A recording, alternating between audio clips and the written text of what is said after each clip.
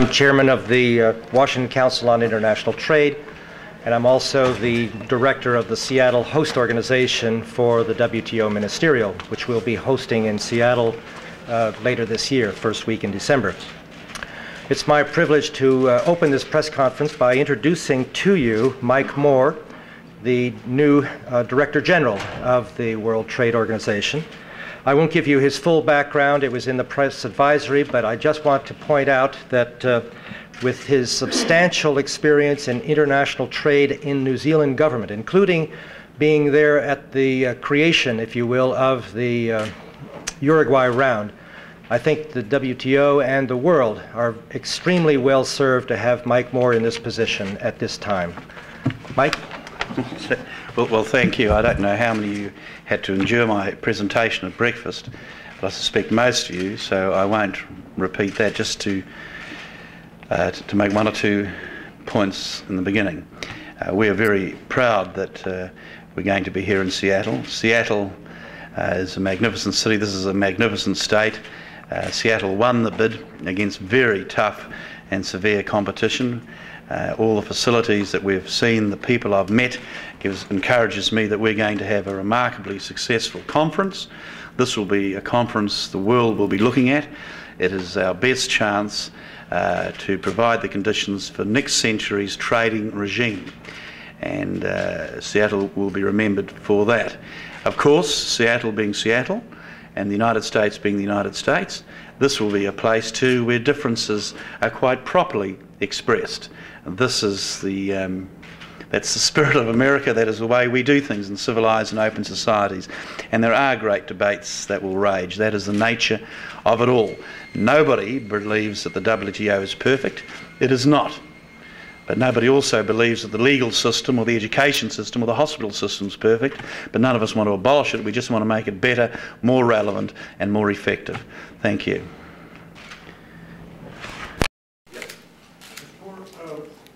Any researches that I've been doing, last week we've been talking to everybody from the Council of Foreign Relations to both houses of Congress, and for all I know, the Trilateral Committee. No, can you tell us some of the other people that you've been talking to, both non-governmental and governmental, while you've been here? I've been talking to everybody else, not people. No, I think you've got it. We've had lots of meetings with individuals who've got environmental concerns and labour concerns and every other concern of peace and progress and poverty. Hell, we must, I don't know how many, 40 or 50 ambassadors, as many ministers and officials from various countries. It just never stops, the number of meetings you have. A few journalists. The odd journalist. I mean odd in the way we in New Zealand would say strange. No, I mean so we're trying to learn, and we want to keep as open a door as possible. We want the sunlight in the organisation as much as is possible, because we're proud of what we can achieve. And I think if you look back in the rear vision mirror over the last 50 years, you can say that economic, liberal, democratic economic values and political values have driven up, for most people on most continents, better living standards. Literacy is up, life expectancy is up, infant mortality is down. In the main, the lesson is where that's working. It's working in countries that are adopting more open regimes. And environmental issues in most parts of the world are actually issues of poverty. It's only in the extremely wealthy countries like the United States and New Zealand that environmental issues are not one of poverty but one of too much consumption. And the environmental issues of poverty, where poor families have to strip forests just to get charcoal to cook some food, the biggest enemy to the environment is poverty. So we can see win-wins here. Someone was supposed to be in your job by April, but you only started in September. Yeah. Do you think that had any effect on how well the preparations for the round have gone, and whether it will have any impact on what's actually happening? Yeah, it was to be a 4-year term. I've got 3 years, one off for good behaviour already. And in terms of the technicals, in terms of the work in Seattle, in terms of what our hosts are doing and the officials are doing, no, it hasn't had, I believe, a great impact. Where it has had an impact is on my capacity and our capacity to set the atmosphere, to talk to NGOs, to involve more people and businesses and outreach more, and that is disappointing. Yes. I'm with an agricultural paper that's read in 4 states, and this is going to concentrate a lot on agricultural services. If I'm a family farmer, why do I care about any of this, and what do I hope might happen, and what do I hope won't happen? Well, agriculture and services were the two issues that almost brought the Uruguay round to its knees, just in getting them on the agenda. I can remember hundreds of hours of negotiations, speeches about agriculture. You cannot have a round with agriculture in it, but if you have a round with agriculture in it, we leave the organisation. So it was incredibly divisive. It is a fact that agriculture is now in the round. That's not the issue, it's how it's going to be treated. So at Seattle, in agriculture, you will not get a result. You will get an agreement. Well, we have an agreement to negotiate. We will have steps of negotiation. From a family farmer point of view, and from the farming industry's point of view, is quite simply you need customers. And we can't eat all our own food we grow. That's why we have a system of specialisation. And farmers throughout the world want an opportunity to grow and sell their products. This round ought to assist them in that. Mr. Moore, I understand you had a little face-to-face time out in the street with some of the people who are protesting the WTO meeting here. Were you able to dissuade them that the WTO is not about allowing production to move where the wages are lowest and the rules are the laxest? Not really. President Clinton said that he wanted the WTO to have a human face. Well, I'm sorry, this is the face. And we had a good chat, and I'd like to find, if I can, not this time because we're so busy meeting people, to have a beer and have a talk to some of the people, because there is commonality here. They're not always wrong, but there is some very grave misunderstandings. For example, one person said to me, why aren't there more women ambassadors? Well, it is not our function at the WTO to decide who a sovereign state sends as an ambassador. I think it's, and it's nice to put that point. Although I must say, there are a number of women ambassadors in Geneva, never enough, but the toughest ones, the US ambassador's a woman, but not that, that doesn't help anyone. So yeah, I look forward to further talking. For example, we had in question time, you keep learning. I keep learning. I've been here 4 weeks. That some of the cases that some lawyers have put up, but probably at great expense to the membership of some good organisations, are totally wrong. A lawyer can muster a case at great expense to suggest anything can happen, and I'd be worried if I was running some of the organisations in terms I know how, because I've been in a lot of NGOs. In my day they're called protest groups, now it's sort of more honourable. It's hard to raise money, to see money going down the toilet from hard-working families who are donating $2, $4 here and there to organisations for dubious legal advice is a bit of a worry, so I'd like to find ways of saving them some money and getting them into our legal advice centre so they wouldn't have to spend so much. Yes, sir. Mr. Moore, you said it's inevitable that China will become a member of the WTO. You think it would be splendid if it happens here in Seattle. Are you optimistic that it'll happen here, or will happen by the end of the year? What's your expectation for that? Look, I have no expectation. All I can do is repeat what I've said. We will do what we can if there is a role for us. It is for governments to work through Brussels, Washington and Beijing. It would be good though, wouldn't it? And the economic logic is there for everyone. There is just political difficulties in more than one capital. Yes, sir, in the back in the suit. Would you counselize the view you expressed earlier of the idea of trade as the instrument of keeping the world more peaceful? No, I think it shows us that economic security eventually becomes political security. And in my region in Asia, we went through a crisis. In other times of history, those sort of crises have been, government's response have been high tariffs, protection, inward-looking policies. In the main, that did not happen in Asia, and credit ought to be given to the Asian leaders in our region for in the main standing firm. Credit also ought to be given to the US administration, to European governments for standing firm. And imports surged, but now, of course, those economies are picking up. And if you have a look at history, Well, take Europe. I like doing this to Europeans because it annoys them, but because I'm not European, I'm a New Zealander. Although I'm told if the light's right, I can look slightly European from time to time. Look at Europe. Where Europe is united, where they share commerce, where they share cultures, where they respect each other's music and churches and faith and get along, you have a united Europe, the European community. This is a wonderful thing for world peace. This is a wonderful thing for lifting living standards. And when living standards rise, human rights rise, people demand better environmental outcomes, democracy rises, there are groups that are protesting about gender, want these things done. That is the genius of competition in liberal democracies. But in Europe, there was a stark contrast. There was a stark contrast by the Berlin Wall and that line through Europe. On the other side, you had the command economies with worse environmental outcomes, with worse economic outcomes, and these countries were a threat to stability. Now that's gone, but there still is a problem in Europe, isn't there? Look what's happening in the Balkans, where countries do not respect each other's cultures, religions, food and commerce. They can still be a menace to each other. So I see this as a moral, security, economic issue. Why is the United States a powerhouse?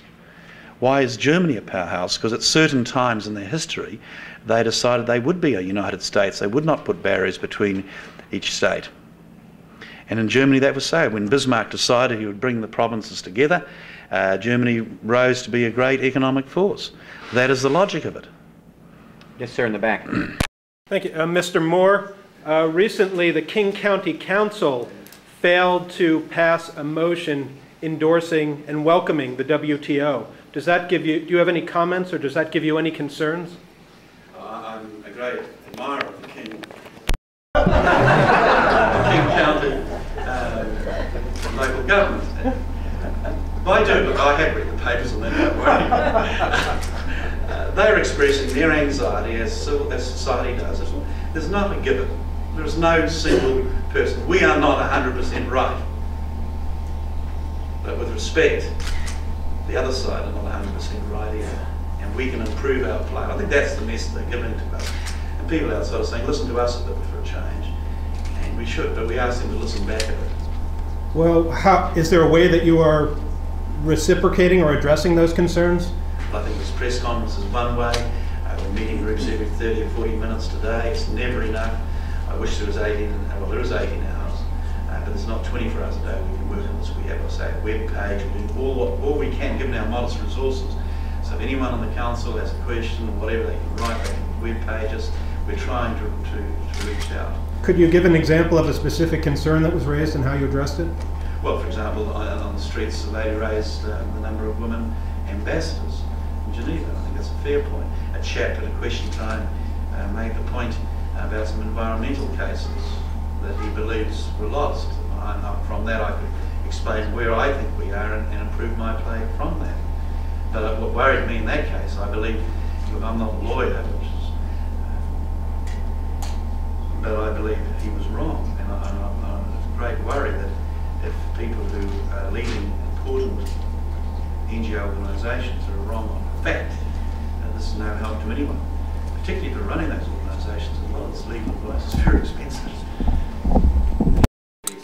Yeah, there's some of the protest groups to actually shut down the talks as they come here. Are you concerned about that? And number two, do you think the business community locally and across the U.S. has a role in, creating their side, showing their side of the story, and creating their own spin? Well, I don't believe that.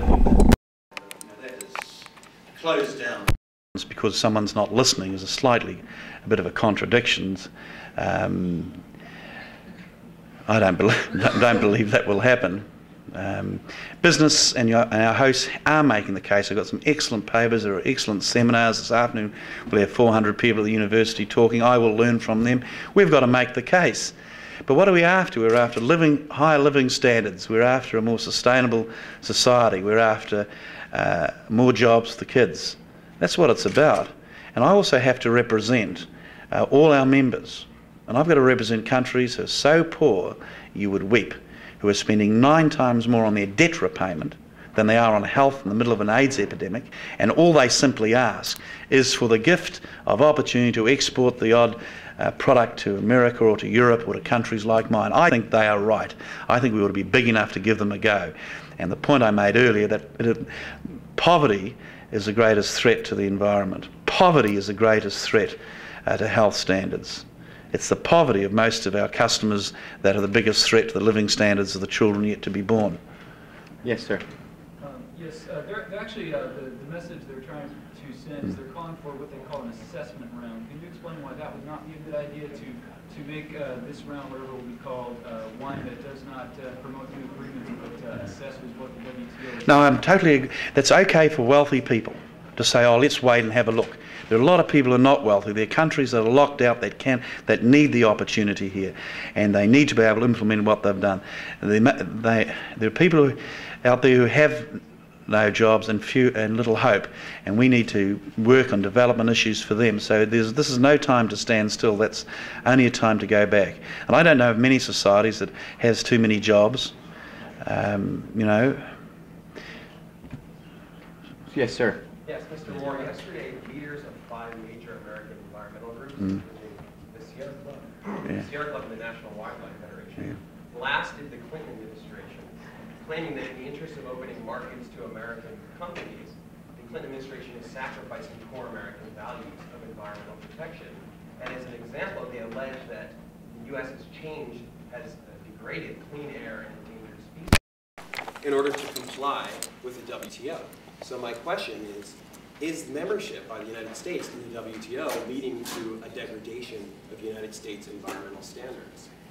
I don't believe so at all, and I'd like to see the legal reasoning where that has happened. The United States has been a leader in environmental law, a leader internationally, and the world shudders with fear at the thought that the United States would not lead again. And we know to our horror and despair what has happened through in world history this century when the one economic superpower and the one military power has not engaged.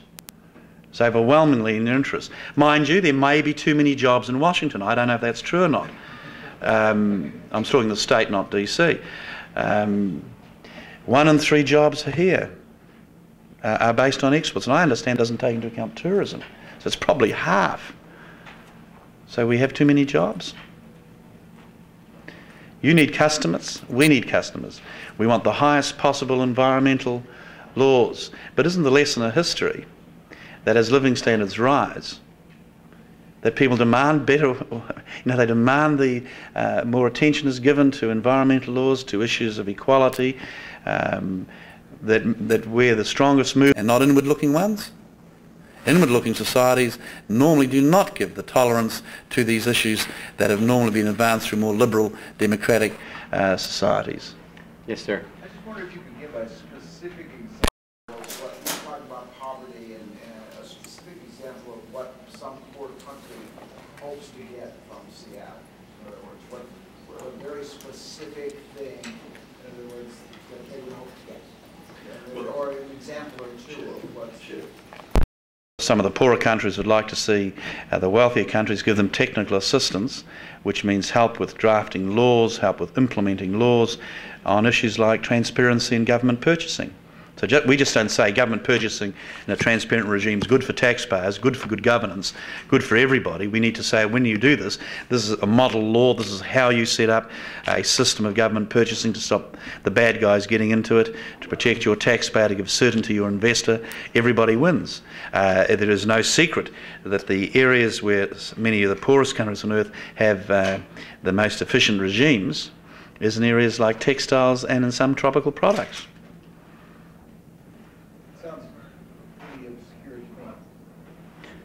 Well, not obscure if you're a country producing, say, a tropical product, and to try and get into Europe, well, some of the juices from South America. Yeah, well, take some of the tropical juices that are extracted from developing countries when they want to go to rich markets. There's a higher tariff if they package it and add value to it, right? So the jobs are guaranteed at the other end, not their end. And so you send your juices across in tankers, like oil tankers, refrigerated, because you're not allowed to have the jobs at home. Can I give you some of the textile products? You know, footwear, leather. Footwear, leather. The average tariff's higher. But you know, this is the point I made in another city, that for products coming from the poorest countries to the US and to Europe, they face a higher tariff on average than products going from US to Europe. Hey, come on, this can't be right. Take the work that's been done by some progressive elements in Washington on the Africa Bill. This would actually mean the Africa Bill written to all the markets in the world. Yes, sir. So America wouldn't carry the burden alone.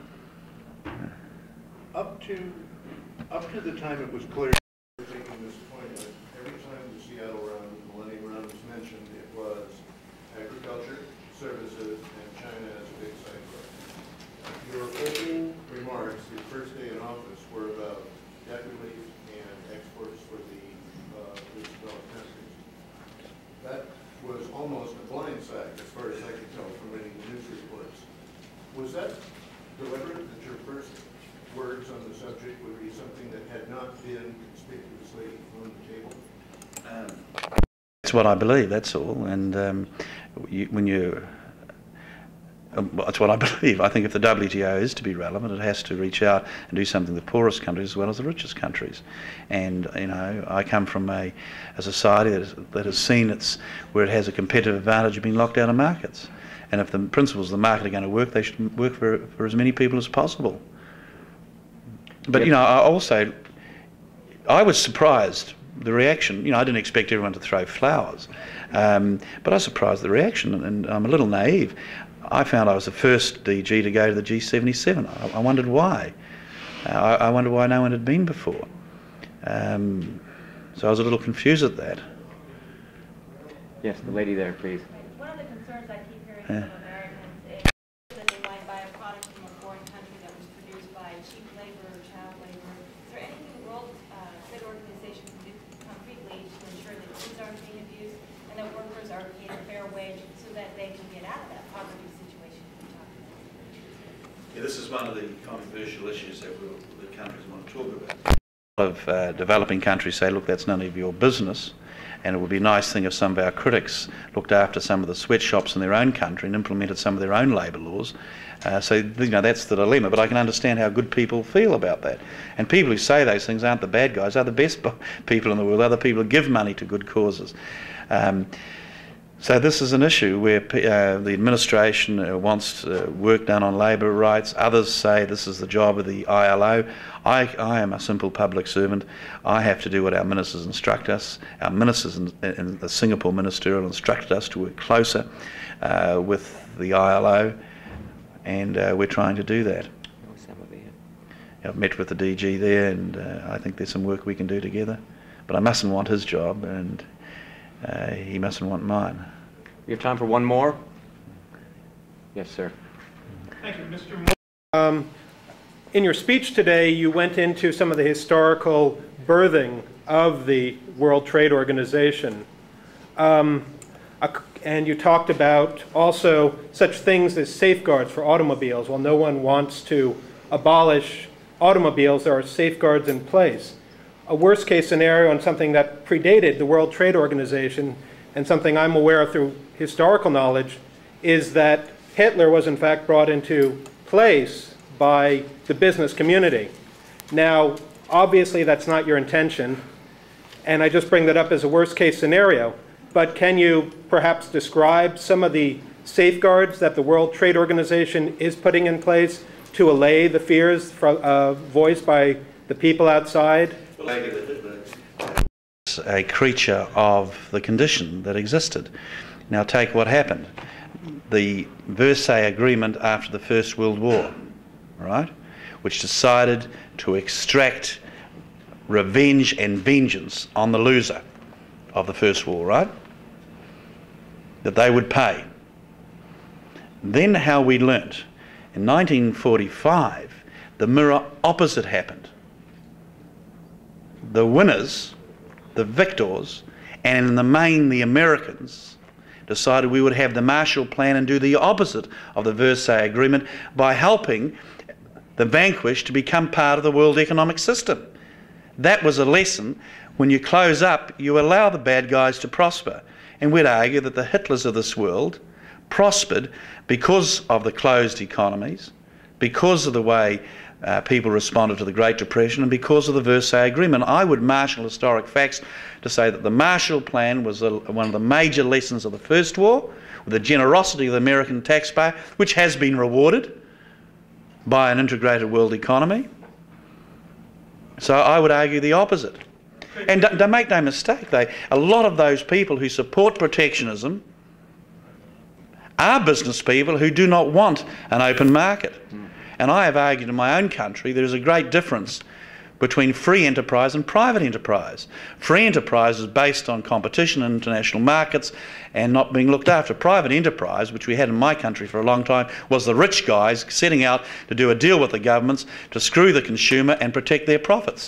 Thank you very much. I'm not sure if you understood my question. Could you just simply explain some of the safeguards that are in place through the WTO? Article 20. Well, we have an Article 20, as you know, but you explain the WTO going to stop another Hitler arise. I try to give you a historical lesson that we had learnt that Hitler came from the Great Depression, the Versailles Agreement, and we've done the mirror opposite because the history of our species is that we frequently learn from our mistakes. Thank you. Could you explain some of the safeguards that are in place, sir? Article 20, Article 21.